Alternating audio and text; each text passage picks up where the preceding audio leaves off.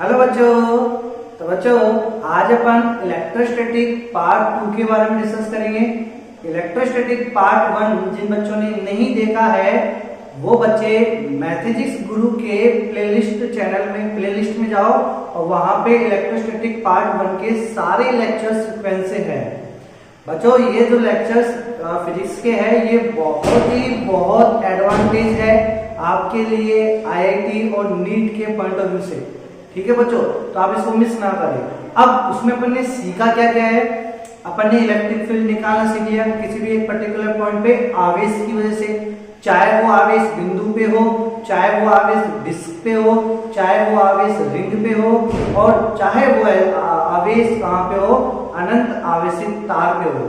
ठीक है, इसी प्रकार से अपन ने विद्युत विभव निकालना भी सीख लिया, एनर्जी का कॉन्सेप्ट सीख लिया बच्चों अपन ने। और अपन ने विद्युत द्विध्रुव यानी इलेक्ट्रिक डाइपोल जब एक समान विद्युत क्षेत्र में रखा हो या असमान विद्युत क्षेत्र में रखा हो तो किस प्रकार से वो बिहेवियर करेगा, ये सब चीजें अपन ने इलेक्ट्रोस्टैटिक पार्ट 1 में डिस्कस कर चुके हैं।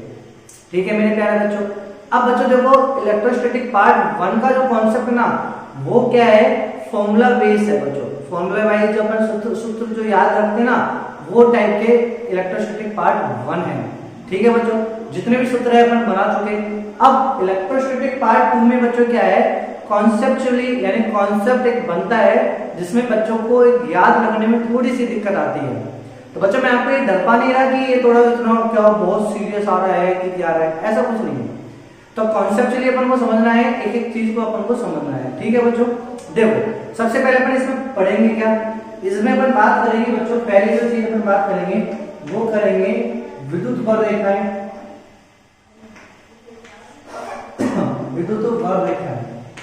अब बच्चों विद्युत बल रेखाएं, अब आप बोलोगे कि विद्युत बल रेखाएं तो अपन पढ़ चुके हैं। विद्युत बल रेखाएं तो अपन पढ़ चुके हैं जिसे अपन बोलते हैं electric field line. Electric field line.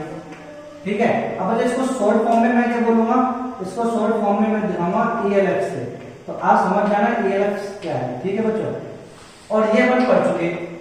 ठीक है बच्चों, इलेक्ट्रिसिटी पार्ट 1 में अपन इसके बारे में डिस्कस कर चुके। क्या है कि अपन ने प्रॉपर्टीज पढ़ी थी इसकी, तो प्रॉपर्टीज क्या बोलो बच्चों क्या पढ़ी थी कि इलेक्ट्रिक फील्ड लाइन क्या होती है, हाइपोथेटिकल लाइन होती है, काल्पनिक रेखा होती है बच्चों।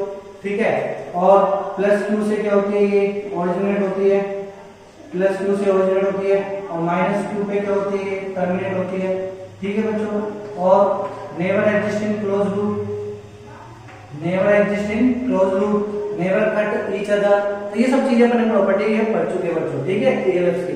और ELF की यदि डेंसिटी ज्यादा है तो वहां पे इलेक्ट्रिक फील्ड की इंटेंसिटी भी क्या होगी, ज्यादा होगी। ठीक है बच्चों, तो पहला जो टॉपिक अपन पढ़ते से विद्युत बल रेखाएं वो आपने पढ़ चुके हैं, अपन पढ़ा चुके हैं उसको। ठीक है, अब सेकंड जो बात आएगा वो आएगा विद्युत फ्लक्स।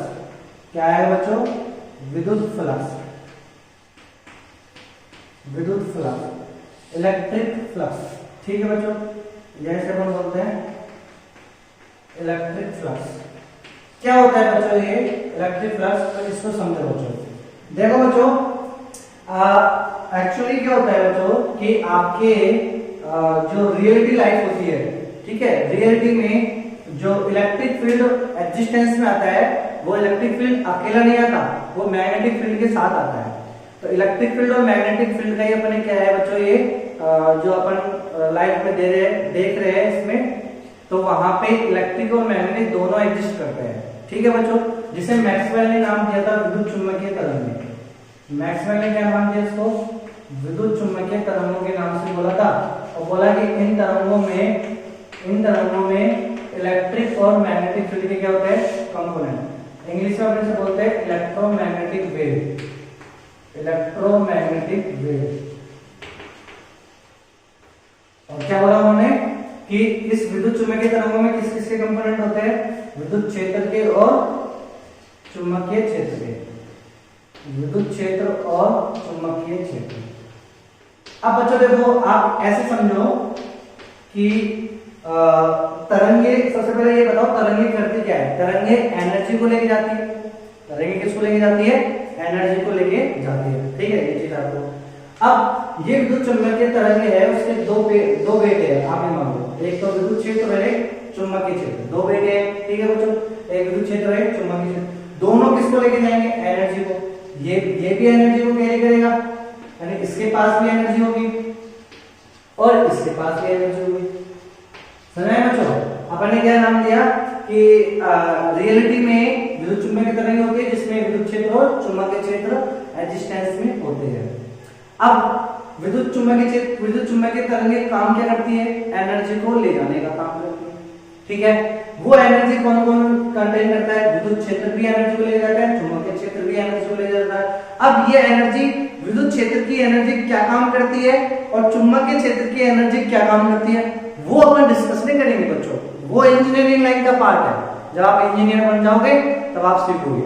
अपना काम क्या है कि वो एनर्जी की ताकत कितनी है, मतलब उस एनर्जी को कैलकुलेट करना है, हाउ मच एनर्जी, यानी जो विद्युत चुम्बकीय तरंगे का जो एक बेटा है विद्युत क्षेत्र, उसके पास एनर्जी कितनी है, यानी एनर्जी का मेजरमेंट,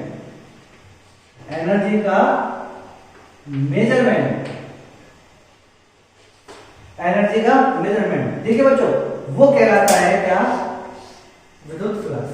एनर्जी का मेजरमेंट क्या कहलाता है, विद्युत फ्लक्स। ऐसे बच्चों देखो चुंबकीय क्षेत्र की एनर्जी लेके जाएगा, अब वो एनर्जी क्या काम करेगी, वो तो आप इंजीनियरिंग लाइन में सीखोगे, लेकिन चुंबकीय क्षेत्र की एनर्जी को कैलकुलेट किससे करेंगे, कितनी उसके पास एनर्जी है, तो वो कहलाएगा मैग्नेटिक फ्लक्स। क्या कहलाएगा वो, मैग्नेटिक फ्लक्स। तो बच्चों यहाँ फील आनी चाहिए आपको विद्युत फ्लक्स की, ठीक है बच्चों, आगे गेट माय पॉइंट बच्चों। चलो अब अपना काम क्या है कि इलेक्ट्रिक फ्लक्स क्या होता है, जो एक विद्युत क्षेत्र की एनर्जी कितनी वो लेके जा रहा है उसको कैलकुलेट करना।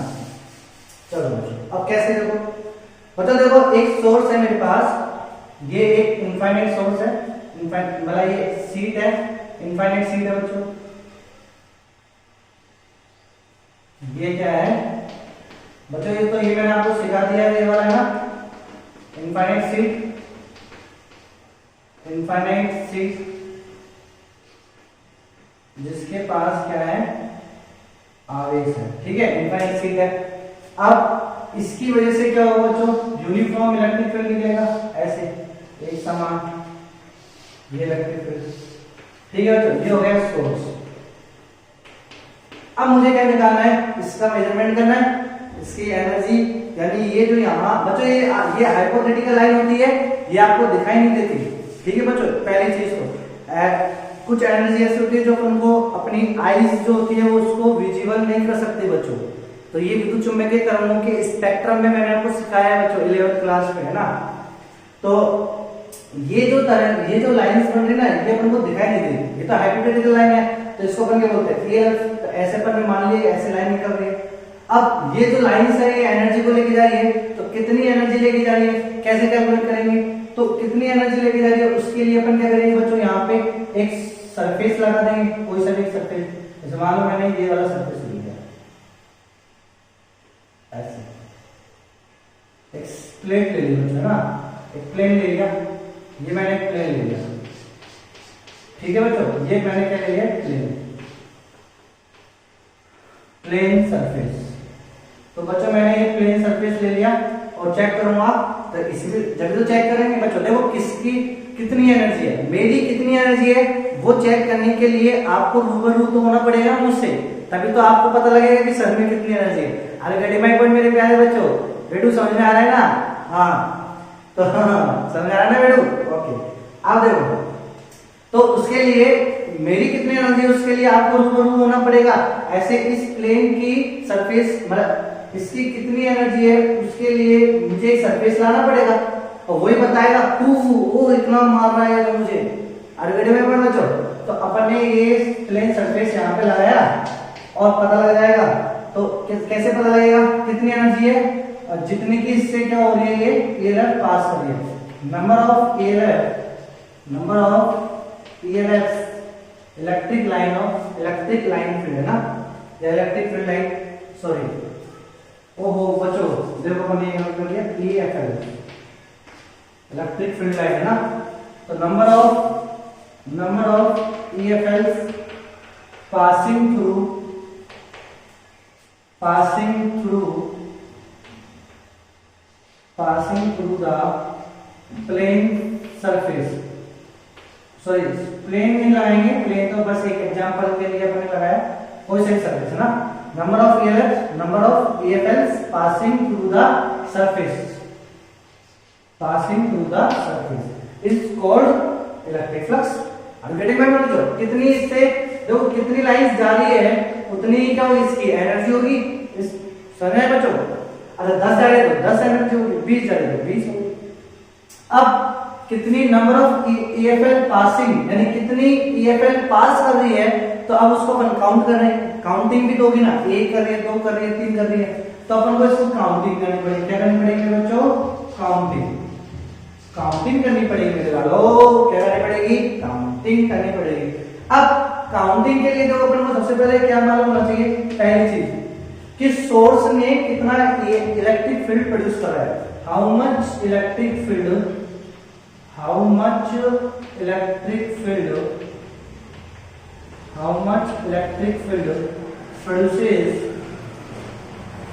produces by an given source। जो आपको दे रखा है वो गिवन सोर्स कितना इलेक्ट्रिक फील्ड प्रोड्यूस कर रहा है, ठीक है बच्चों। तो सोर्स कितना इलेक्ट्रिक फील्ड प्रोड्यूस कर रहा है, पहले तो वो चीज मालूम होनी चाहिए।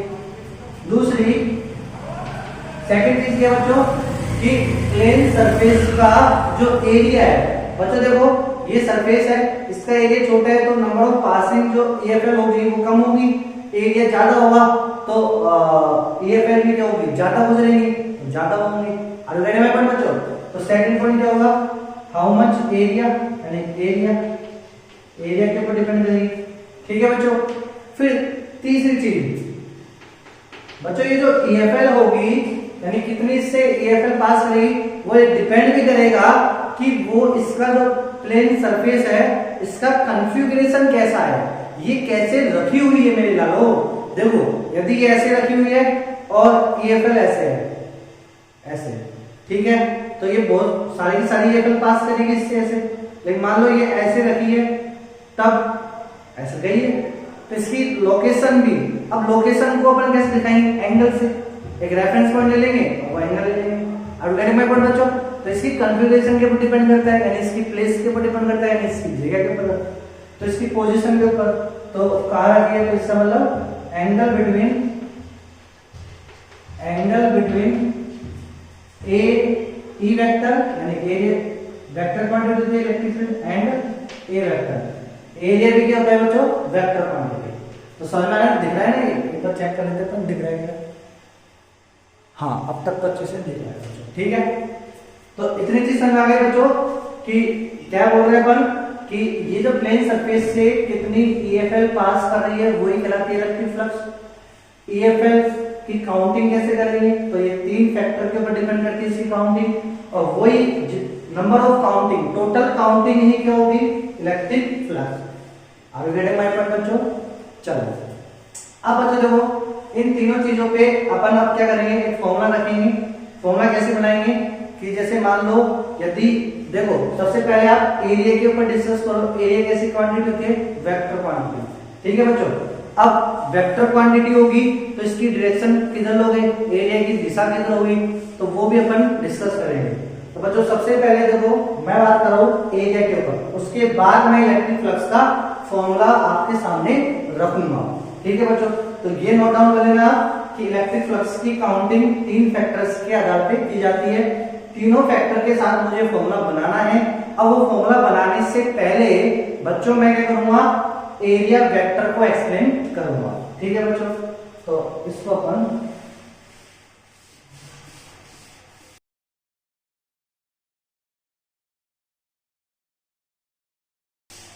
मिटाने में बच्चों थोड़ा सा होता है, थोड़ा बोर्ड अच्छा साफ क्लीन दिखे तो और भी अच्छी बात है बच्चों। एरिया के बारे में बेसिक चर्चा ऑन एरिया। एरिया कैसी क्वांटिटी होती है, area is a vector quantity, area is a vector quantity,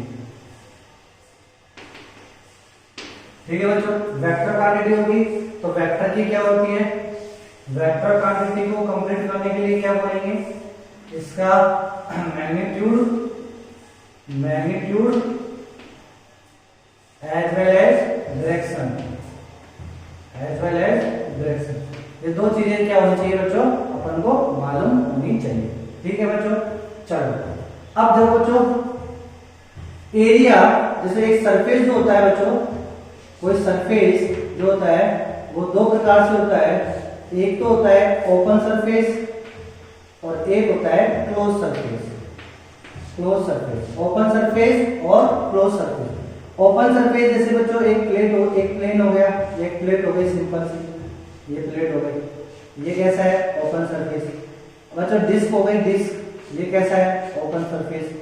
बच्चों रिंग हो गई, ये भी कैसा है ओपन सरफेस। ठीक है बच्चों, तो ओपन सरफेस समझ में आया।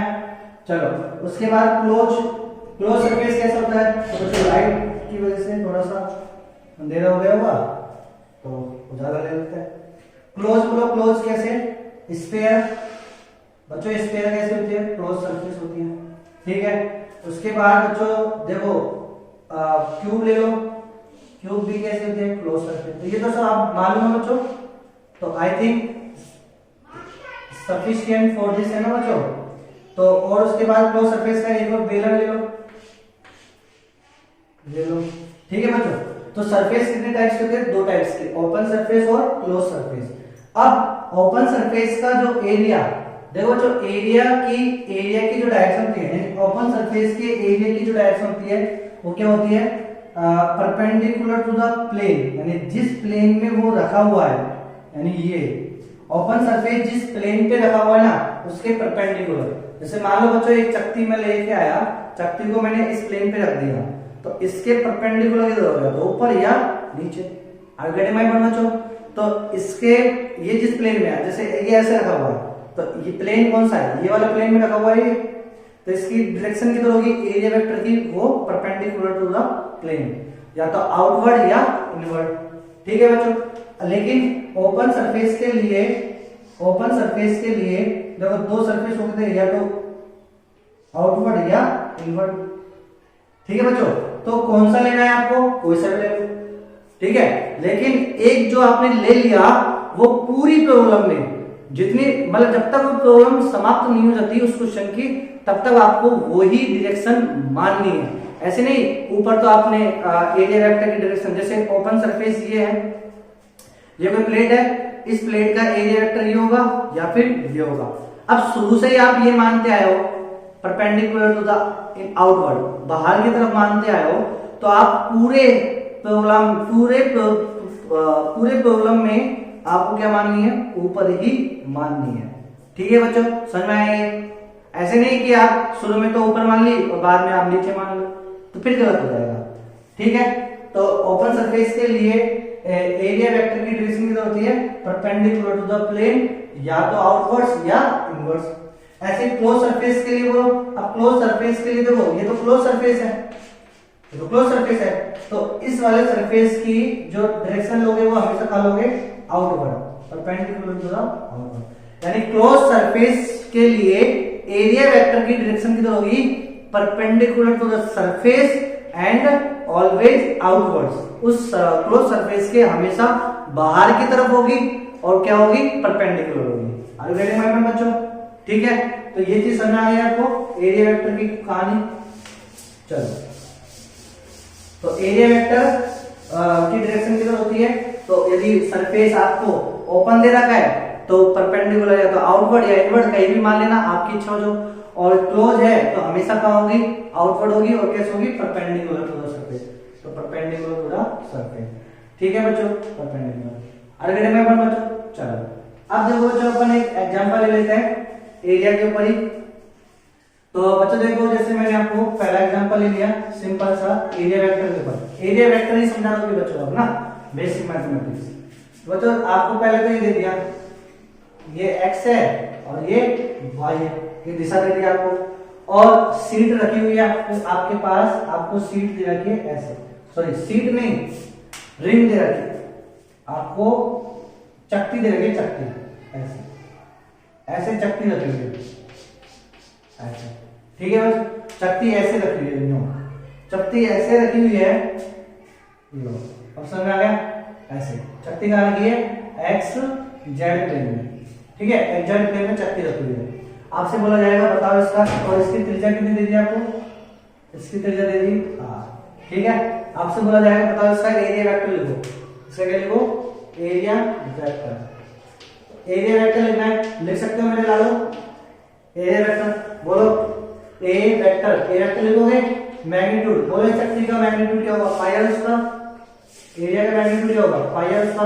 अब दिशा बोलो कहाँ होगी, दिशा परपेंडिकुलर टू द सरफेस, यानी परपेंडिकुलर टू द प्लेन, जिस प्लेन में रखा हुआ है, कौन से प्लेन में रखा हुआ है, एक्स जेड प्लेन में रखा हुआ है, एक्स जेड प्लेन में रखा हुआ ना, देखो बच्चों ऐसे एक्स जेड प्लेन में रखा हुआ है, ऐसे एक्स जेड प्लेन में, तो इसकी दिशा कहाँ होगी, परपेंडिकुलर टू द प्लेन, तो या तो y या तो ऊपर की तरफ होगी या फिर नीचे की तरफ होगी, यानी y के अलग होगी, या तो ऊपर या नीचे, आपकी इच्छा जो मान लो।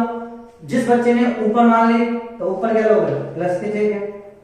अच्छा तो यही आपको लेने हैं हमेशा पूरे प्रोग्राम में, फिर आपको यही लेने हैं। अच्छा कोई नीचे मानेगा तो फिर नीचे क्या होती है, माइनस के पाई आर उसका देंगे, फिर वो पूरी ये मानेगा। Are you getting my point बच्चों? देखो बहुत छोटी छोटी चीजें मैं आपको एक्सप्लेन कर रहा हूँ इस बारे में, ठीक है। चलो एक और ले लेते हैं, एग्जाम्पल नंबर 2। तो बच्चों मैंने आपको एक सीट दी, पहले सर्कल दिखा देता हूं, ये अपने पास ये है x, ये है y और ये है z, ठीक है बच्चों। और आपको ऐसे ये सीट दी, हालांकि ये बताना है, चलो 2D में बात कर लेते हैं। ये ठीक है बच्चों, ये आपको एक सीट ऐसे रखी हुई है x y में और z इसका इधर हो जाएगा, ठीक है बच्चों। और चलो z बना दो, z बच्चों देखो मैं ऐसे बना रहा हूं, ऐसे ये z बना, तो समझ आओ कि z किधर है ना। चलो ये वाली दूरी मैंने मान ली कितनी है, 3, और ये मैंने मान ली कितनी है, 4, ठीक है। इसका एरिया वेक्टर लिखो, इस सीट का क्या लिखना है आपको, एरिया वेक्टर, इसका आपको एरिया वेक्टर लिखना है। तो बोलो क्या लिखोगे, एरिया वेक्टर, तो ए वेक्टर पहले क्या लिखोगे, मैग्नीट्यूड, बोलो मैग्नीट्यूड कितना होगा, 4 3 12 भाई, और लंबाई भी चौड़ाई ना, तो कितना रहेगा 12। दिशा बोलो, दिशा किधर होगी, दिशा होगी परपेंडिकुलर टू द प्लेन, तो x y में रखा हुआ है तो किधर होगा, z में, या तो बाहर की तरफ ले लो k कैट, या फिर अंदर की तरफ ले लो माइनस की तरफ, या जो आपकी इच्छा वो ले लेना, लेकिन एक बार जो आपने ले लिया तो पूरी प्रॉब्लम में उसी को रखना है। और रेडी माय पॉइंट बच्चों, समझ में आएगा ये चीजें। चलो अब बच्चों देखो इसको अपन और कैसे निकाल सकते हैं, k कैट। देखो बच्चों इसी चीज को आपने एक तो ये निकाला मैग्नीट्यूड और डायरेक्शन देके डायरेक्टली। अच्छा मैं इसको फॉर्मूले वाइज करना चाहता हूँ वेक्टर को, तो बच्चों जब देखो मैं आपको ऐसे बताऊं, देखो कोई 2 पॉइंट है, आपको एक पॉइंट ये दे दिया और ये दे दिया 2,3, एक पॉइंट आपको ये दे दिया -1,4, ठीक है। अब ये आप समझ जाओगे एक्स वाई, ये एक्स वाई। अब इसको मिलाने वाली रेखा को वेक्टर फॉर्म में लिखना है, ऐसे इधर ये पॉइंट ए ये पॉइंट बी, इसको वेक्टर फॉर्म में लिखना है। तो इसको वेक्टर फॉर्म में लिखोगे तो क्या लिखोगे, A B vector is equal to, अब देखो कहां पे है बी, यानी ये है कहां पे जा रहा है बी पे, तो x2 x1, इसमें से इसको घटाओगे, ठीक है। तो 2 में से 1 को घटाओगे, तो 2 में से -1 घटाओगे तो 3 i cap plus i cap होगा ना बच्चों ये x का, और 3 में से 4 गए तो -1, 3 में से 4 गए तो -1 और कितना जाएगा k कैप। तो इसका वेक्टर ऐसे लिखोगे आप।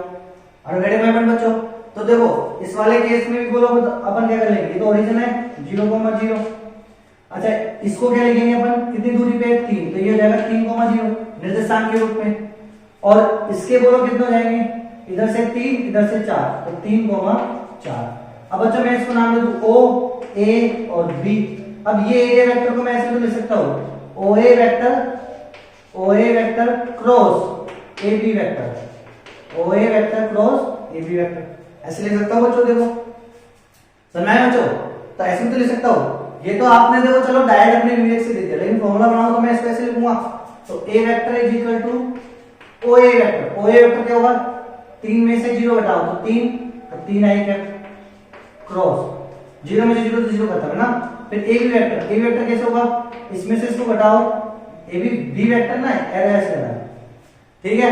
और जब इसका क्रॉस करेंगे बच्चों तो देखो A vector cross B vector, दो सदिश होगा बच्चों। मैथ वाले बच्चे अच्छे जानते होंगे A vector cross B vector का मतलब क्या है कि ये एक सदिश है, A vector cross B vector मिलके एक सदिश बनाता है। कैसा सदिश है कि A और B जिस तल में है उसके लंबवत एक सदिश है, उसके लंबवत, ठीक है बच्चों। और समझ में आया ना बच्चों। और इसका मैग्नीट्यूड कैसे निकालोगे, AB sin थीटा। बच्चों इस वेक्टर को अपन ऐसे तो लिखते हैं AB sin theta n cap cross product. तो वही सेम कहानी इसमें लग रही है बच्चों। अब अच्छा इसमें जो अपन प्रॉपर्टी लगाते हैं, इसमें इस वाले में तो अपन ये आई कैप क्रॉस जे कैप जब अपन करते हैं तो दिशा को देते हैं बच्चों, आई कैप जे कैप और के कैप, आई कैप क्रॉस जे कैप, के कैप जे कैप क्रॉस के कैप, ये सब चीजें। चलो ओके समझ आ रहा है ना। तो बच्चों देखो मैं कर रहा हूं OA vector cross AB vector, तो दाहिने हाथ के नियम से देख लो, OA पहले OA में ले जाओ, फिर AB में उंगली को घुमा दो तो थंब किधर आएगा, आउटसाइड, यानी अपना कौन सा केस आना चाहिए, ये वाला के कैप आउटवर्ड प्लस की तरफ, बाहर की तरफ, ठीक है। अंदर की तरफ माइनस, बाहर की तरफ प्लस, तो ये वाला आंसर आना चाहिए। तो देखो ये वाला आंसर आएगा इससे। अब AB वेक्टर करो तो 3 में से 0, 4 में से 0 गए तो 4 जे कैप, ये आएगा। तो बोलो बच्चों 4 3 12 जाएगा, और आई कैप क्रॉस जे कैप, बच्चों आई कैप क्रॉस जे कैप बोलो क्या होता है, के कैप, आ गया आंसर। तो वेक्टर फॉर्म को आप ऐसे भी निकालोगे। और गेटिंग माय पॉइंट बच्चों, बेटू समझ में आ गया आपको। चलो अब करेंगे अपन बात एक और इलस्ट्रेशन की जो जेईई में पूछा था। ऐसा क्वेश्चन नहीं, क्वेश्चन फ्लक्स का था, लेकिन पहले मैं एरिया वेक्टर पे ही करवा लेता हूं।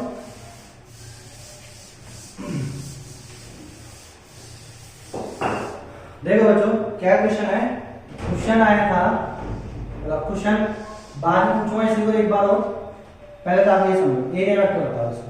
तो ये x हो गया, ये y हो गया और ये z हो गया, ठीक है। सीट आपकी जो प्लेन सीट थी वो ऐसे रखी थी,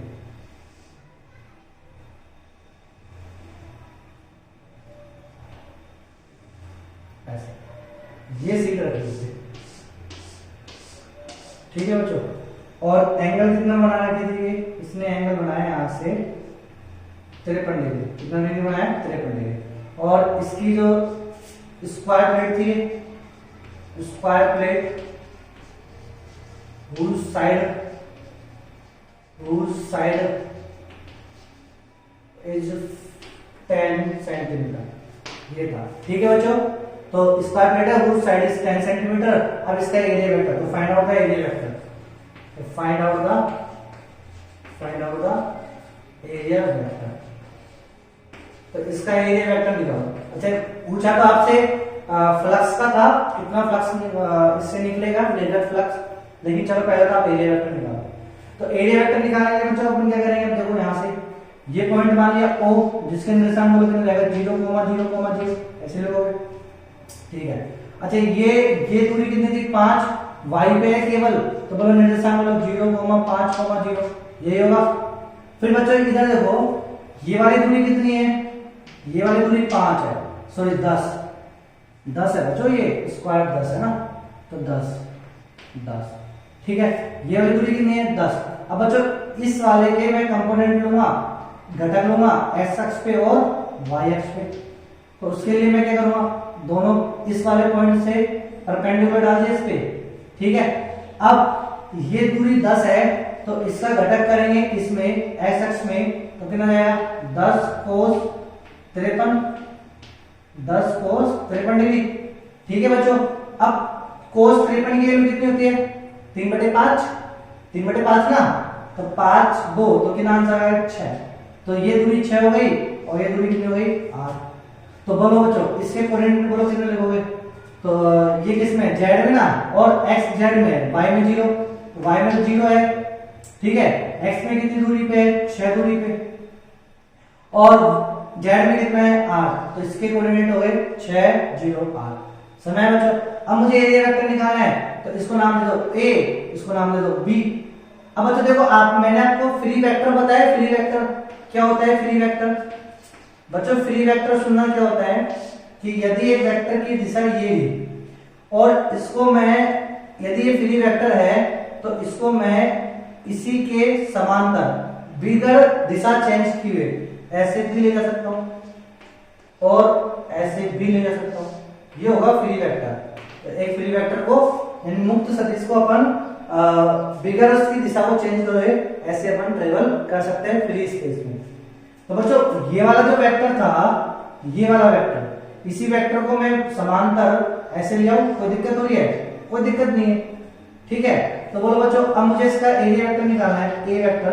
तो क्या लिखूंगा? O A vector, O A vector cross अब O B vector, O B vector यानी ओ बी वेक्टर ये ना, उसको यहां ले आया तो कोई दिक्कत नहीं है, उसको मान रखना पड़ेगा। तो O A vector cross O B vector, ये फ्री वेक्टर होता है। जो बच्चे यदि आईआईटी के बच्चे मतलब मैथ के बच्चे देख रहे हैं तो फ्री वेक्टर उनको मालूम है क्या होता है फ्री वेक्टर, तो वो आराम से समझ जाएंगे इस चीज को, ठीक है। नीट के बच्चे देख रहे हैं तो आप मुझे कॉल कर लेना, मैं आपको एक्सप्लेन कर दूंगा, ठीक है बच्चों। ज्यादा तो O A vector cross O B vector, ठीक है। ओ ए वेक्टर और ओ बी वेक्टर यानी ये वाली दिशा में लिया है, तो अब बोलो परपेंडिकुलर हो जाएगा ना, चलेगा। तो ए वेक्टर बोलो ओ ए कितना है? 6 में से 0 गए तो 6 आएगा, ठीक है, प्लस 0 में से 0 0, 8 में से 0 गए तो 8 आई कैप जे कैप के कैप, तो ये के कैप है। फिर क्रॉस ओ बी वेक्टर कितना है? 0 में से 0 0, 10 में से 0 तो 10 जे कैप, ये बचेगा। अब ए वेक्टर जीरो कितना आ जाएगा बच्चों? 10 को 6 से करेंगे तो 60 आई कैप क्रॉस जे कैप, ये आएगा बच्चों 10 × 6 60 आई कैप क्रॉस जे कैप प्लस 10 8 80 और के कैप क्रॉस जे कैप हो जाएगा, ठीक है बच्चों। अब देखो आई कैप क्रॉस जे कैप, अभी अपने लूप बनाया था ऐसे आई कैप जे कैप और के कैप, आई कैप जे कैप तो के कैप, तो ये हो जाएगा 60 के कैप, फिर के कैप जे कैप, के कैप क्रॉस जे कैप, अब उल्टा आ गया तो माइनस के 80 आई कैप, तो दिस इज आवर आंसर। तो बच्चे इसको नोट कर लेना भी। अभी मैं एक और क्वेश्चन कराऊंगा, उसमें मैं सीधा लिख दूंगा एरिया वेक्टर इसका ये रहा। अब गेटिंग माय पॉइंट बच्चों, तो ये समझ में आया। तो एरिया वेक्टर के ऊपर आई थिंक मुझे ज्यादा डिस्कस करने की आवश्यकता नहीं है। आप एरिया वेक्टर निकालना कंफर्टेबल हो, आप एरिया वेक्टर निकाल सकते हो, ठीक है बच्चों। अब देखो, अब मुझे वापस बात करनी है किसकी? मैग्नेटिक फ्लक्स, वो इलेक्ट्रिक फ्लक्स की। कैसे अपन वो 3 फैक्टर से फॉर्मूला बनाएंगे। अब देखो बच्चों ऐसे समझो आप कि ये मेरे पास एक विंडो है बच्चों, ठीक है, ये विंडो है और यहां से हवा चल रही है, ऐसे हवा आ रही है। अगर गेटिंग माय पॉइंट बच्चों, अब इस विंडो का एरिया वेक्टर आप बता सकते हो बच्चों? आपको दिख रहा है ना, चलो ऐसे देखो, अब आपको दिख रहा है अच्छे से। इस विंडो की एरिया वेक्टर आप बता सकते हो किधर होगा? या तो इधर होगा या फिर मेरी तरफ होगा, या तो आपकी तरफ होगा या फिर मेरी तरफ होगा। समझ आया बच्चों? चलो ये चीज आपको समझना है। अब बच्चों मैं आपसे कह रहा हूं कि एरिया मतलब इलेक्ट्रिक फील्ड, कोई सोर्स है, मान लो आप इलेक्ट्रिक सोर्स हो, आप इलेक्ट्रिक फील्ड को जनरेट कर रहे हो, तो आपकी तरफ से इलेक्ट्रिक फील्ड आ रहा है बिल्कुल ऐसे, तो सबसे ज्यादा पास करेगा इसमें से होके। और क्यों? क्योंकि इसका एरिया वेक्टर या तो आपकी दिशा में होगा या आपके विपरीत दिशा में होगा, टेढ़ा मेढ़ा नहीं होगा, तब जाके मैक्सिमम पास कर रहा है, ठीक है बच्चों। लेकिन अब मान लो मैंने क्या करा, देखो इसका एरिया वेक्टर भी आपकी दिशा में और आपके द्वारा निकाला गया इलेक्ट्रिक फील्ड, या तो देखो एरिया वेक्टर यदि आप ये लोगे तो आपका इलेक्ट्रिक फील्ड ऐसे आ रहा है, एरिया ऐसे है, तो विपरीत दिशा में होगा, ठीक है। या फिर यदि मैंने एरिया वेक्टर इधर माना तो आपका इलेक्ट्रिक फील्ड भी इधर आ रहा है, एरिया वेक्टर भी इधर है, तो उसकी दिशा में होगा। तो जब एरिया वेक्टर इलेक्ट्रिक फील्ड की दिशा में होता है या विपरीत दिशा में होता है तो मैक्सिमम क्या करता है, अधिक से अधिक विद्युत बल रेखाएं क्या करती है, पास करती है, या अधिक से अधिक लाइन पास करती है इसमें से। तो नंबर ऑफ काउंटिंग तो 5 डिपेंड हो गए ना इससे भी। अच्छा मैंने यदि मान लो इसको ऐसे कर दिया, हल्का सा तिल कुछ एंगल पे झुका दिया, अब बच्चों बोलो एरिया वेक्टर किधर होगा? इधर की तरफ होगा, या तो इधर की तरफ या फिर इधर की तरफ। अब आपके द्वारा जनरेट इलेक्ट्रिक फील्ड किधर आ रहा है, इधर, तो इलेक्ट्रिक फील्ड ये आ रहा है, एरिया वेक्टर ये आ रहा है, तो कुछ एंगल बन गया इसमें, समझ में आया बच्चों। अब कितना पास करेगा, तो आप एरिया वेक्टर का कोस घटक ले लूंगा उसकी दिशा में। सीधी सी बात है बच्चों, एरिया वेक्टर का कोस घटक ई की दिशा में जो आता है वही मैक्सिमम क्या होता है, फाई होता है। अब मान लो मैंने इसको ऐसे ले लिया, इलेक्ट्रिक फील्ड ये आ रहा और एरिया वेक्टर ये रहा, तो परपेंडिकुलर होगा एक दूसरे से, तो क्या इससे फाई पास करेगा, क्या मतलब ईएफएल पास करेगा, क्या इससे विद्युत बल रेखाएं पास करेंगे मेरे बच्चों, मेरे बेटू करेंगे क्या, नहीं करेंगे। क्यों, क्योंकि इसका एरिया वेक्टर और ई वेक्टर परपेंडिकुलर। अब इस ए वेक्टर का घटक आएगा कोस, अरे बेटे में पढ़ बच्चों, तो इसका मतलब अपन क्या बोलेंगे कि जैसे मैंने एरिया वेक्टर तो ये ले लिया, ई तो ये ले लिया, ई की दिशा ये, ई की दिशा ये, ठीक है। और ए जो ए वेक्टर है, मतलब एक सीट जो मैंने ली,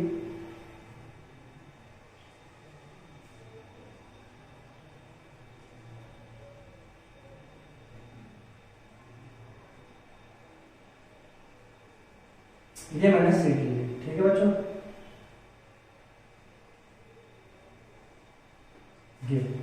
ये मैंने क्या ले ली, सीट, ऐसे एंगल झुकाते हैं, ठीक है। तो आपका ये वेक्टर तो ये रहा, अब इसका एरिया वेक्टर बोलो, तो इसका एरिया वेक्टर इधर आएगा, ये होगा इसका एरिया वेक्टर, ए वेक्टर, ठीक है बच्चों। और ई वेक्टर बोलो किधर जा रहा है, ई वेक्टर ये रहा ना, तो सीधा ऐसे, तो ये हो गया इसका ई वेक्टर, और ये एंगल बन गया कुछ एंगल थीटा, ठीक है बच्चों। अब कितना इससे पास करेगा, तो कितना कंपोनेंट पास करेगा, काउंटिंग कैसे नहीं, तो ये जो एरिया वेक्टर इसका घटक ले लो, यानी ये जो सीट है ना बच्चों, इस सीट को ई के परपेंडिकुलर कर दो। अब ई के परपेंडिकुलर करने के लिए देखो बच्चों, ये छाता मान लो, ये इसका स्टैंड मान लो। अब इसके स्टैंड को मैं ऐसे ई की दिशा में लिया हूं, तो ये बिल्कुल खड़ा हो जाएगा, ये ऐसे है, ऐसे बच्चों, ठीक है।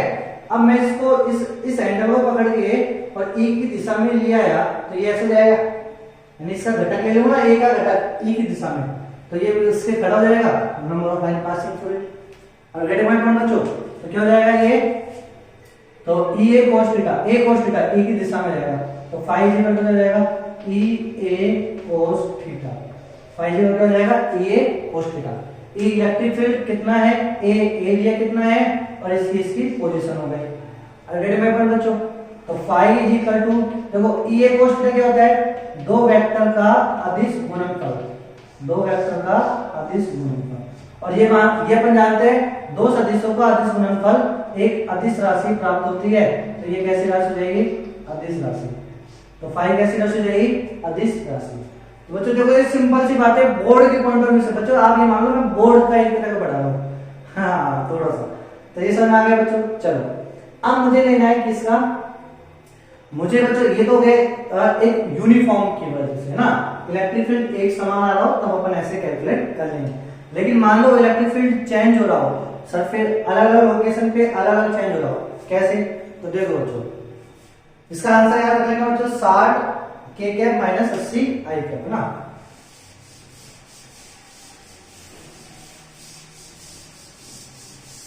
बैसी हवा सा था वो, उड़ती पतंग सा था वो, कहाँ चला उसे ढूंढो उड़ता सा। अब बच्चों देखो क्या करेंगे अपन, जैसे मान लो मैंने ले लिया इलेक्ट्रिक फील्ड, मतलब ई ऐसे ले लिया, कोई सोर्स है, ये भयानक सा सोर्स है, तो इलेक्ट्रिक फील्ड को ऐसे प्रोड्यूस करना है, ऐसे, ठीक है बच्चों। और यहां कोई सरफेस रखा हुआ है,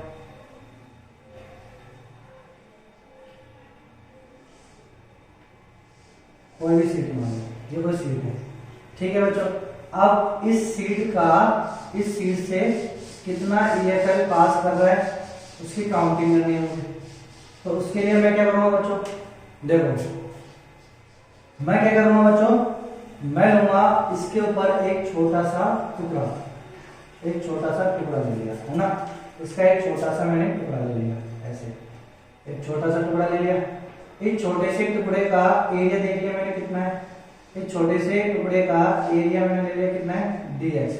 कितना है इसका एरिया, ds। और इसकी दिशा जो ले ली मैंने वो इसकी दिशा ये, इसकी दिशा किधर थी, ऐसे, तो ऐसे लगा हुआ ना, इसकी दिशा ये थी, तो ये किसकी दिशा हुई, dx वेक्टर की, छोटे से ये।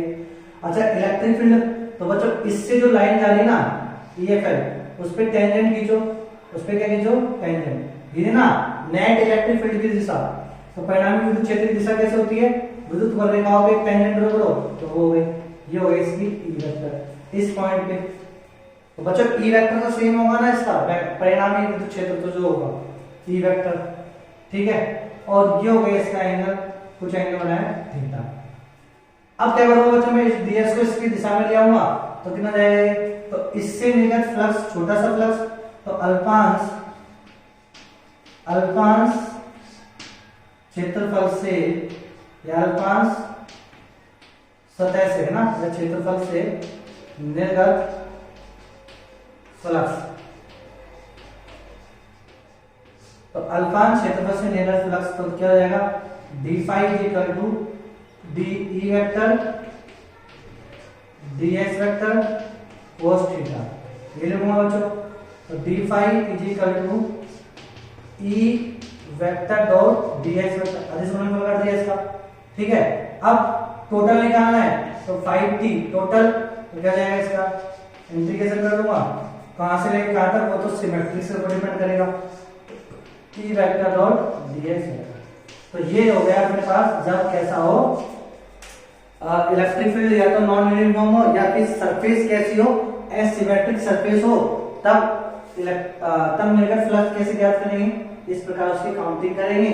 और यदि सरफेस एक समान हो, सिमेट्रिक हो, तब ऐसे ज्ञात करेंगे। समझ में आया बच्चों ये चीजें, तो बेसिक से चीजें ये तो आपको समझ में आनी चाहिए। अच्छा बच्चों क्लोज लूप होगा तो क्लोज लूप के लिए यहाँ क्या लगा देंगे, ऐसे क्लोज सतह होगी, क्लोज सतह ना, तो उसके लिए ऐसे अपन कैलकुलेट कर लेंगे।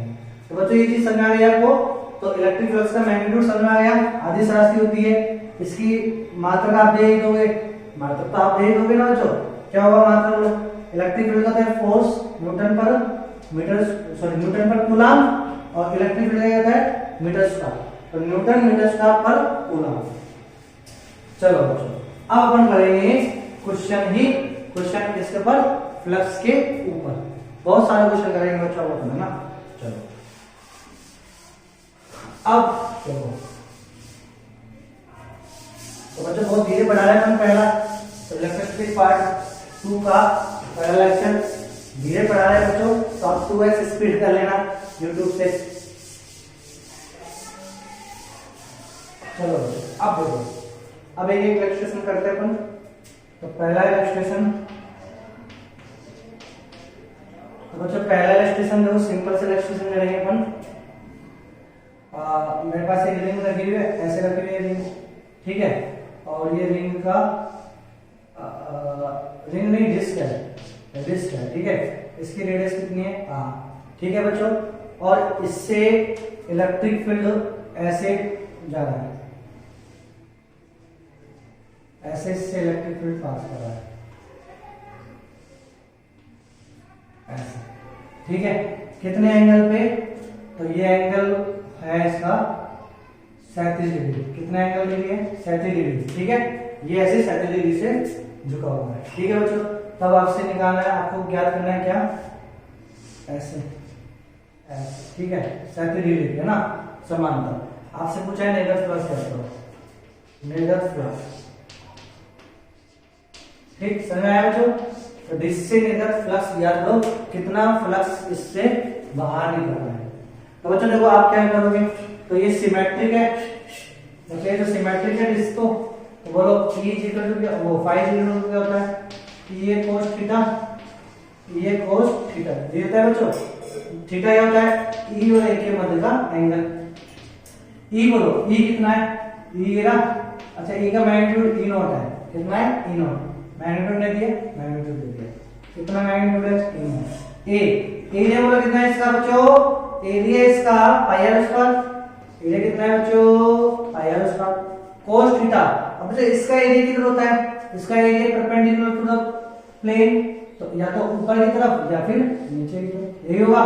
अब एरिया वेक्टर ये रहा, ई ये रहा, तो एंगल ये आएगा बच्चों, तो ये एंगल 37 है, तो ये एंगल कितना रहेगा 53 डिग्री। समझ में आया बच्चों, तो कितना जाएगा ये cos 53 डिग्री, तो कितना जाएगा a0 पाई r स्क्वायर cos 53 की वैल्यू, cos 53 की वैल्यू होती है 3/7। तो दिस इज योर आंसर। नहीं हुआ शायद आपसे हो गया बच्चों पहली बार, हाँ ना बोलो करो, यदि हो गया हो तो चैनल को सब्सक्राइब कर देना, नहीं हुआ तभी भी कर देना, तब तो ज्यादा करना क्योंकि आपको ज्यादा सीखना है। तो समझ में आया बच्चों पहला क्वेश्चन। चलो अब दूसरा क्वेश्चन की बात कर लेते हैं, इलस्ट्रेशन 2।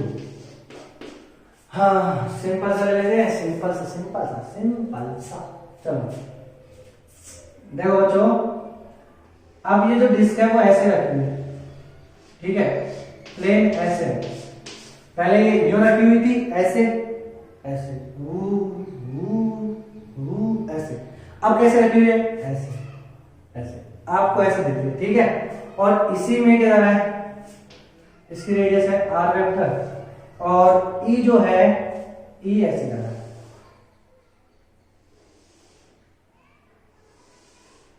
बिल्कुल समांतर है ना, लाइन है थ्री ऐसे, ई ऐसे जा रहा है। एंगल कितना बना रहा है ये, तो ये जो एंगल कितने एंगल पे झुका हुआ है, ये 45 डिग्री। कितना एंगल पे है 45। तो बताओ कितना फ्लक्स निर्गत हो रहा है, बोलो जल्दी बोलो। तो सिमेट्रिक है डिस्क, तो फाई इक्वल क्या लिखोगे बच्चे, ई ए cos थीटा, ये लिखोगे। तो ई की मैग्नीट्यूड बोलो कितना है, ई नॉट, ए कितना है बोलो इसका पाई आर स्क्वायर, ये लिखोगे बच्चों, cos थीटा, थीटा क्या लिखोगे 45 डिग्री, और 45 ना थीटा, थीटा 45 है क्या, अरे नहीं मेरे बच्चों, थीटा 45 नहीं है। क्यों, क्योंकि देखो थीटा क्या होता है, एंगल बिटवीन ई और ए, एंगल बिटवीन ई और ए, ई की तरह ये रहा, इस प्लेन में है ई, ए की तरह, ए इस डिस्क का ए की तरह होगा, परपेंडिकुलर होगा प्लेन के, तो प्लेन के परपेंडिकुलर का एंगल बोलो कितना हो गया 90 ना। अरे बच्चों समझ आया नहीं है, तो cos 90 कितना जाएगा, cos 90 की वैल्यू कितनी थी 0, तो 0, तो साइन कितना है 0। किस किसका सही था, हाथ ऊंचे करो, हाँ पनिशमेंट, अरे नहीं समझ आया बच्चों, ठीक है। तो ये अपना दूसरा इलस्ट्रेशन। अब रिक्वायरमेंट बच्चों, चलो तीसरा इलस्ट्रेशन करते हैं।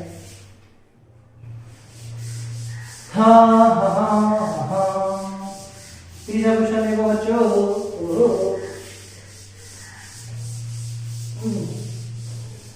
आओ बच्चों तीसरा क्वेश्चन नंबर 3, इलस्ट्रेशन 3। इलस्ट्रेशन 3 बच्चों देखो मैंने के लिए एक डबल है लिया, मतलब पहले तो अक्ष दे दो, एक्स अक्ष, वाई अक्ष और जेड अक्ष, एक्स अक्ष, वाई अक्ष, जेड अक्ष, और वही जो सीट अभी मैंने ली थी ऐसे ऐसे और ऐसे, ये अपने सीट ले ली है ना बच्चों, ठीक है। और एंगल कितना लिया था अपने बच्चों, बोलो 37 डिग्री लिया था, 37 नहीं 53 लिया था, 53 लिया था बच्चों, 53, ठीक है 53 डिग्री। 6 आया था ना इधर 6 आया था, इधर 8 आया था, 53 लिया था ना बच्चों। और साइड लाइन कितनी हो गई 10, ठीक है बच्चों।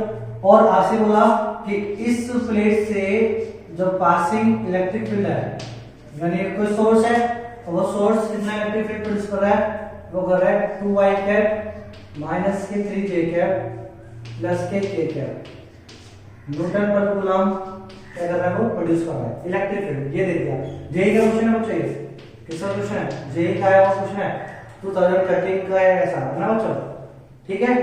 अब देखो तो बच्चों अपन से पूछा था निर्गत फ्लक्स क्या करो, क्या याद करो, निर्गत फ्लक्स, कितना फ्लक्स इससे बाहर निकल रहा है, ठीक है, निर्गत फ्लक्स। तो बोलो बच्चों सिमेट्रिक है ये स्क्वायर प्लेट, तो सिमेट्रिक के लिए क्या लिखोगे, phi equal to E vector dot A vector, ये लिखोगे, अधिक गुणनफल करोगे ना बच्चों, phi equal to E vector कितना है 2y कैप माइनस के 3j कैप प्लस के k कैप, यही है बच्चों डॉट प्रोडक्ट ए वेक्टर। बोलो बच्चों इसका ए वेक्टर कितना आया था हमारे पास, ए वेक्टर आया था 60, बोलो बोलो बोलो 60 कितना आया था k कैप माइनस के 80 आई कैप, ये आया था बच्चों, देखना एक बार, देखना देखना देखना देखना, चलो इधर देख लेते ना, ये कितना कितना आया था हमारे पास 6 0,8, ये आया था हमारे पास 0,0,0 और ये आया था हमारे पास 0,10,0, ठीक है बच्चों। तो ये हो गया हमारे पास 6 आई कैप प्लस के 8 के कैप, तो 6 आई कैप प्लस के 8 के कैप, ठीक है, क्रॉस 10 जे कैप, तो आई कैप जे कैप के कैप, तो 60 के कैप माइनस के 80 आई कैप, तो यही आंसर आपको आया था, ठीक है बच्चों। तो ये रख देंगे अपन ये वेक्टर की जगह, कितना जाएगा 60 के कैप माइनस के 80 आई कैप। बच्चों इस क्वेश्चन में कुछ भी नहीं था, बस एरिया वेक्टर निकालना चाहिए था आपको, एरिया वेक्टर ये निकाल लिया मैंने। अब बोलो 60 के कैप को 2 आई कैप के साथ गुणा करेंगे तो होगा नहीं, 60 के कैप को इससे भी नहीं होगा, डॉट प्रोडक्ट ना, डॉट प्रोडक्ट में तो सिमिलर होते हैं तभी वैल्यू 1 होती है ना बच्चों, बाकी में 0 रहती है ना। के कैप डॉट के 1 हो जाएगा, 60 को इससे गुणा करेंगे तो 60 आ जाएगा। फिर इसी प्रकार आई कैप करेंगे, आई कैप है ना, तो आई कैप के साथ होगा तो माइनस 80 और 2 कितना हो गया 160, तो 60 में से 60 गया तो माइनस के 100, तो 5 0 कितना हो गया माइनस के 100। अब नेगेटिव है बच्चों, तो अब इस नंबर है नेगेटिव आ सकता है, समझ में आया बच्चों ये चीज है। चलो अब हाँ, तो ये चीज समझ आ गई, अच्छे से उतारना बच्चों और इसको समझना, ठीक है बेटू। चलो अब देखो एग्जाम्पल नंबर 4 करते हैं, इलस्ट्रेशन इलस्ट्रेशन इलस्ट्रेशन, हु हा हु हा हा हु हा हा हु हा हा हु।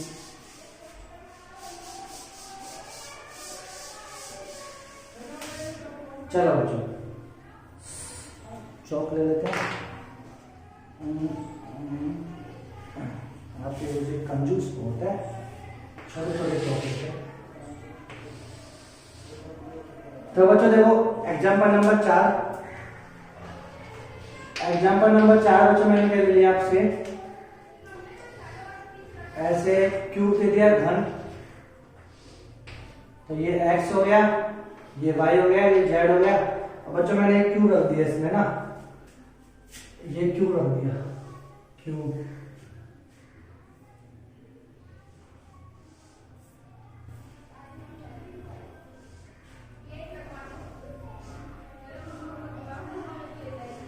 ठीक है बच्चों, ये घन रख दिया, ये क्यूब रख दिया, और इस घन की साइड कितनी है, तो side of cube is a रहेगा, ठीक है बच्चों। और इसका जो ई वेक्टर ना, आपको ई वेक्टर कितना दे रखा है, E vector is equal to E nought i cap, ये दे रखा है ई नॉट आई कैप, ठीक है बच्चों।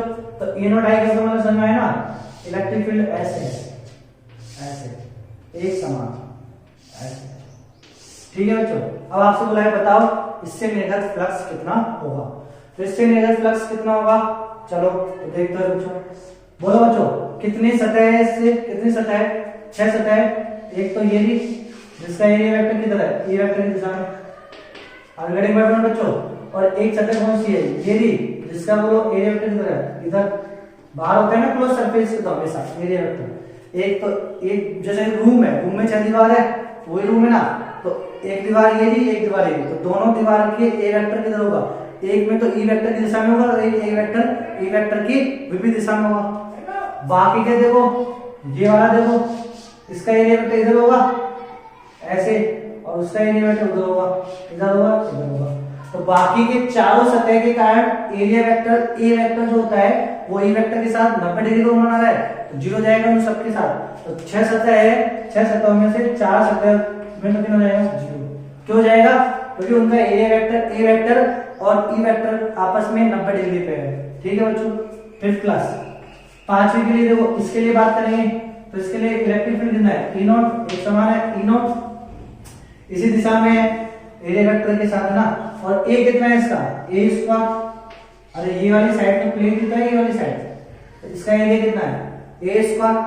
ठीक है, एंगल कितना होगा cos 0 प्लस इसमें बोलो इस पे भी एरिया वेक्टर ए कितना है ए नॉट, सॉरी ए नॉट ये है ना, और किधर है इधर दिशा, आई क्या तो दिशा को दे दिया, ए वेक्टर किधर है इधर, और कितनी है ए स्क्वायर कितना जाएगा cos 180। ठीक है 180 होगा ना, ई इधर है ए इधर है, तो कितना हो जाएगा बच्चों 180। तो 5 इधर कितना जाएगा ई नॉट ए स्क्वायर और ये cos 180 के लिए कितनी है minus E not a square, तो कैंसिल आउट, तो 5 इधर कितना जाएगा 0। और बच्चों इसका मतलब बच्चों क्या होगा, देखो एक बंद पृष्ठ के बाहर कोई सोर्स है, एक बंद पृष्ठ के बाहर कोई सोर्स है और उससे कोई फ्लक्स लिंक कर रहा है बंद पृष्ठ से, क्लोज सरफेस से, तो क्लोज सरफेस से बाहर स्थित कोई आवेश से इलेक्ट्रिक फील्ड आ रहा है और वो एक समान है, कैसा है एक समान है, तो उससे निर्गत फ्लक्स कितना हो जाएगा 0। समझ में आया बच्चों। तो किसी क्लोज सरफेस के बाहर, देखो भाई भाषा बन जाएगी, किसी क्लोज सरफेस के बाहर स्थित किसी सोर्स से जनरेट एक समान विद्युत क्षेत्र जब निकलता है तो उससे निर्गत विद्युत फ्लक्स, तो उससे निर्गत यानी क्लोज सरफेस से निर्गत विद्युत फ्लक्स की वैल्यू मिल जाएगी 0। समझ आया बच्चों। हो सकता है भाषा नहीं बनी हो लेकिन समझ में तो आया ना बेटू। चलो तो 5 0। ठीक है, और यूनिट क्या जाएगी न्यूटन मीटर स्क्वायर पर कूलम। ओके बच्चों, तो इलस्ट्रेशन 4 समझ में आ गया। चलो अब अपन लेते हैं इलस्ट्रेशन 5, थोड़ा सा टफ ले लेते हैं और मैं इसको कैसे बना देता हूँ, वेरिएबल बना देता हूँ, जो कि आपकी एनसीईआरटी की बुक में भी है, तो आरबीएससी की बुक में भी ये क्वेश्चन दिया हुआ है। आने के सोचने दिल के हाल देखे भीड़ में भी कमाई। देखो बच्चों, सारे जहां से अच्छा मैं जिस गुरु सबसे अच्छे।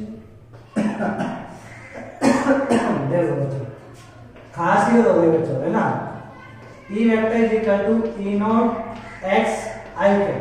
तो देखो आई की दिशा में ई कैसा है वेरिएबल, एक्स के अकॉर्डिंग वेरी कर रहा है, एक्स बदलेगा तो ई भी बदलेगा। अब कैसा विद्युत क्षेत्र पैदा कर रहा है, अब विद्युत क्षेत्र कैसा है असमान, कैसा है बच्चों असमान ना, लोकेशन वाइज अलग अलग है।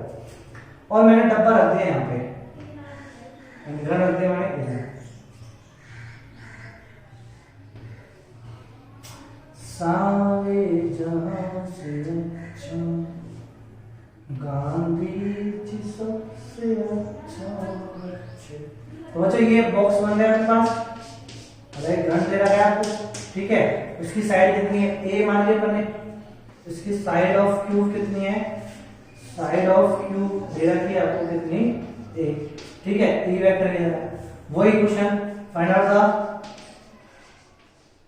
Out the electric flux, find out the electric flux through it.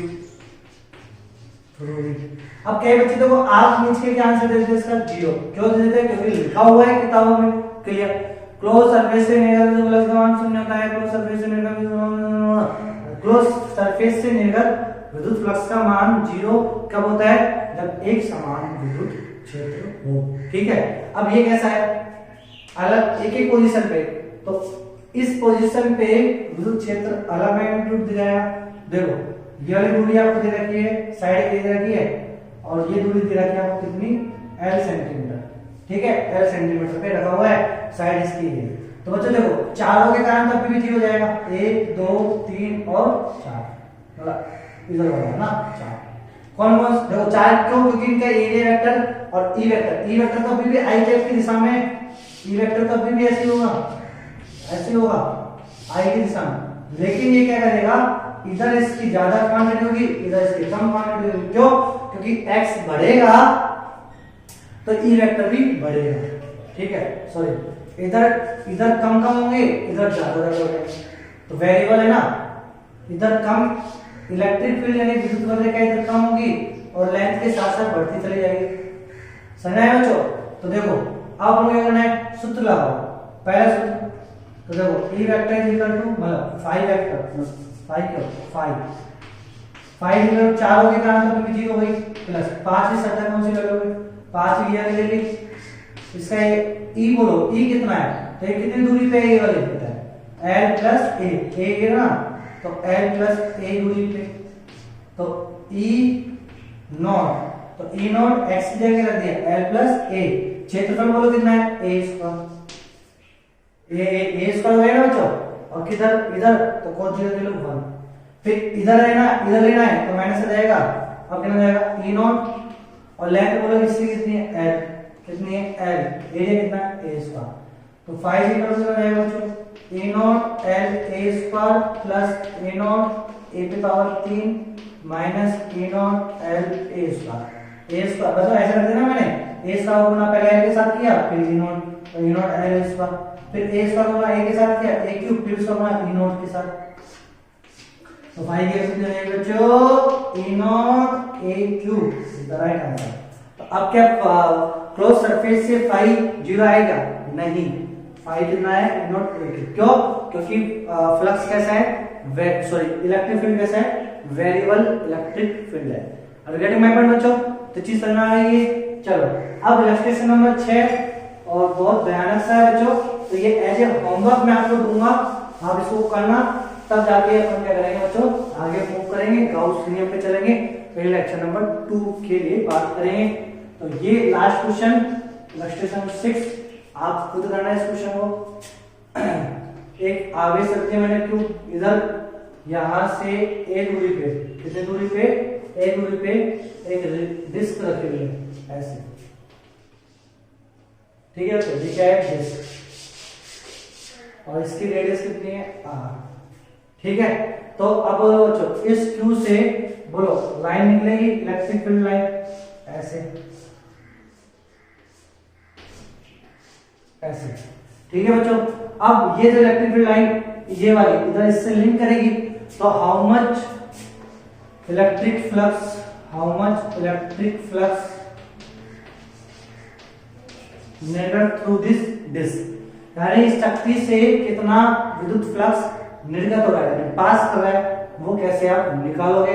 तो उसके लिए बच्चों एज ए होमवर्क दे दूं मैं, की कराऊं, पहले देखता हूं कितना समय इसमें लग चुका है, 1 घंटे 3 मिनट का। चलो बच्चों इसको अपन करा दे, क्या आप करोगे बोलो, करा दे, चलो हिंट दे देते हैं, करा देते हैं हिंट। देखो बच्चों आप क्या करना, इसके लिए भयानक समाकलन लगेगा, क्यों लगेगा, क्योंकि बच्चों देखो ये चक्ति ऐसे रखी हुई है और इसके एक्सिस ये अक्ष, ठीक है बच्चों, आवेश यहाँ पे रखा हुआ है Q। अब बच्चों आप अपन देखो इलेक्ट्रिक फ्लक्स निकालने के लिए सबसे पहले क्या करते हैं, सोर्स से निर्गत इलेक्ट्रिक विद्युत क्षेत्र कितना है, ठीक है। तो बच्चों ये डिस्क पे कितना होगा, ये डिस्क पे, तो बच्चों यहाँ पे कितना होगा, ये दूरी कितनी है A, तो इस वाले पॉइंट पे तो कितना जाएगा, बिल्कुल डिस्क ऐसे है, मतलब ऐसे डिस्क ऐसे है आप देखो, और Q ऐसे रखा हुआ है, तो इस Q से इधर बिल्कुल A दूरी पे परपेंडिकुलर यहाँ पे तो इलेक्ट्रिक फील्ड होगा KQ अपॉन A स्क्वायर, भाई Q पॉइंट चार्ज की वजह से बच्चों आपको मालूम ना, पॉइंट आवेश यानी पॉइंट चार्ज की वजह से किसी R दूरी पे इलेक्ट्रिक फील्ड इस पॉइंट पे कितना जाएगा, KQ upon R square, KQ upon R square, तो इस पॉइंट पे कितना जाएगा KQ अपॉन A स्क्वायर।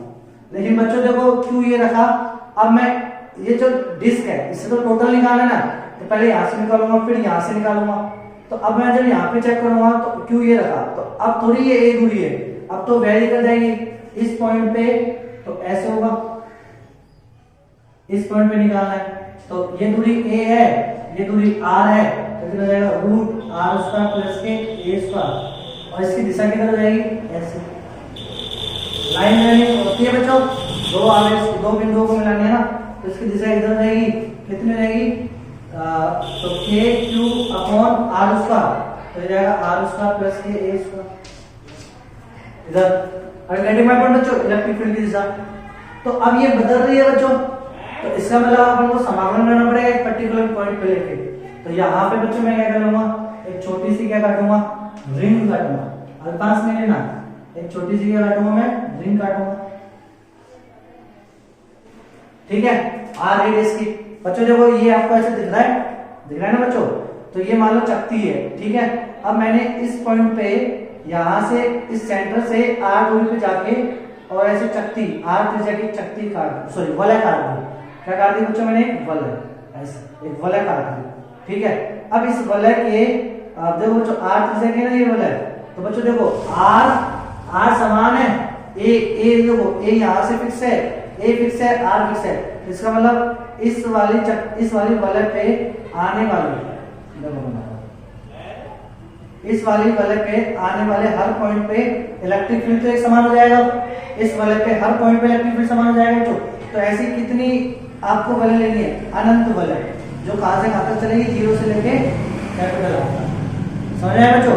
अच्छा इसका वेक्टर बोलना, इसका एरिया वेक्टर यानी ये रिंग का क्षेत्रफल की दिशा किधर आएगी, रिंग के क्षेत्रफल की दिशा किधर आएगी बच्चों, इधर।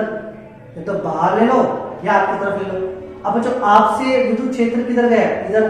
तो देखो इस ये रिंग है ना बच्चों, इस रिंग से विद्युत क्षेत्र तो गया ऐसे गया, और ई कैसे आया, और मतलब विद्युत क्षेत्र की दिशा तो ऐसे ऊपर की तरफ देखो ऐसे गई। और इस रिंग का एरिया वेक्टर किधर है, ये ना ऐसे। एरिया वेक्टर बच्चों इस रिंग का एरिया वेक्टर इधर से लो, इधर से लो, इधर से लो, कैसे भी लो आएगा इधर ही। ठीक है बच्चों, डीएक्स इधर छोटा सा, तो इसका घटक करेगा। अब आपको करना है बच्चों ये एंगल वाले में थीटा कोस थीटा, अब आप कर लोगे हिंट। ठीक है बच्चों, ठीक है बेटू। तो आज के लिए इतना ही, ज्यादा कुछ नहीं करा पाए बच्चों पर। तो लेक्चर नंबर 1 कंप्लीट हुआ अपना, लेक्चर नंबर 2 डिस्कस करेंगे। और बच्चों जो बच्चे मेरे चैनल को सब्सक्राइब नहीं कर रहे हैं, लाइक नहीं कर रहे हैं, हाँ कोई नहीं, अच्छी बात है बच्चों। ठीक है, ये तो आपका भला होना चाहिए, अच्छी बात है बच्चों, मैं उसी में खुश हूँ। काट दूंगा इस लाइन को।